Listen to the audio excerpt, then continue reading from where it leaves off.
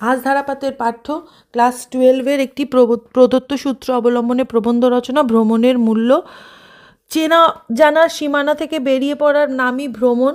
কবির ভাষায় হেথা নয় অন্য কোথাও অন্য কোনোখানে। ভ্রমণ মানে অজানা অচেনার পথ ধরে অভিজ্ঞতার বিচিত্র সঞ্চয় সাধন। সম্প্রদায় ভাষা নির্বিশেষে নানা মানুষের জীবনধারা সংস্কৃতির সঙ্গে পরিচয়ের সুযোগ তৈরি করে দেয় ভ্রমণ। তাদের বিচিত্র পোশাক পরিচ্ছদ, খাদ্যাভ্যাস, ধর্মচারণ ইত্যাদির সঙ্গে পরিচয়ের সুযোগ সৃষ্টি করে দেয় ভ্রমণ। বৈচিত্র্যের মধ্যে ঐক্য, এই মানবতার মন্ত্রকে সার্থক করে তোলা সম্ভব হয়ে ওঠে ভ্রমণের মাধ্যমে। এর দ্বারা মানুষের মনের আত্মপ্রসারণ ঘটে, গড়ে ওঠে জাতীয়তাবোধের ধারণা, যা ব্যক্তিকে তার আত্মকেন্দ্রিকতা থেকে মুক্ত করে। পাহাড়, জঙ্গল, নদ নদী, মরুভূমি দিয়ে সাজানো যে বিশ্ব প্রকৃতি, ভ্রমণের মাধ্যমে সে সকলের সঙ্গে আমাদের পরিচয় ঘটে। এই পৃথিবীর মধ্যে কত কি যে সুন্দর রয়েছে, তার সান্নিধ্যে এসে মানুষ সুন্দর হয়ে ওঠে, তার কল্পনা শক্তি সঞ্জীবিত হয়ে ওঠে। ভ্রমণ মানুষকে তার চেনা পরিসর ছেড়ে এক বৃহত্তর জগতে নিয়ে যায়। বাইরের জগতের সঙ্গে মানব মনের পরিচয় ঘটে। পাঠ্য বইয়ের ভৌগোলিক সীমানা, ইতিহাসের বিভিন্ন তথ্যের সত্যকে নিজের চাক্ষুষ শক্তির দ্বারা মন দিয়ে উপলব্ধি করা যায় ভ্রমণের মাধ্যমে।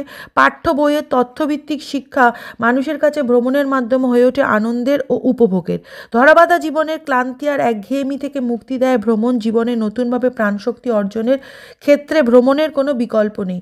ধূম্রধূসর পাহাড়ের নিশ্চিম নির্জনতা, সমুদ্রের উত্তাল তরঙ্গ, জঙ্গলের নীরব রহস্যময়তা জীবনে নতুন উন্মাদনা সৃষ্টি করে। ক্লান্ত দৈনন্দিন জীবনে নতুন অর্থ খুঁজে পাওয়া যায়। তথাকথিত নাগরিক সভ্যতার কৃত্রিমতাকে চূর্ণ করে জীবন তার পূর্ণাঙ্গ রূপ প্রকাশ করে। মানব চেতনার এক সুতোয় গাঁথা হয়ে যায় কাশ্মীর থেকে কন্যাকুমারী।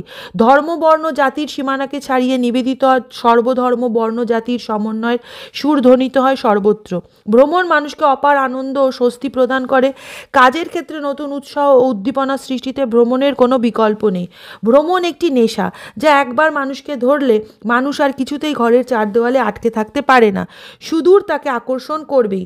পায়ের তলায় সর্ষে নিয়ে এইভাবেই জীবন আপন গতিতে বহমান থাকে। 10টা 5টার প্রতিদিনের রুটিন বাঁধা জীবনের পরে কাঁধে ব্যাগ গুছিয়ে নিয়ে বেরিয়ে পড়ার জন্য। তখন মনের মধ্যে অদম্য আকর্ষণ, সুদূরের অজানা নিবিড় হাতছানি।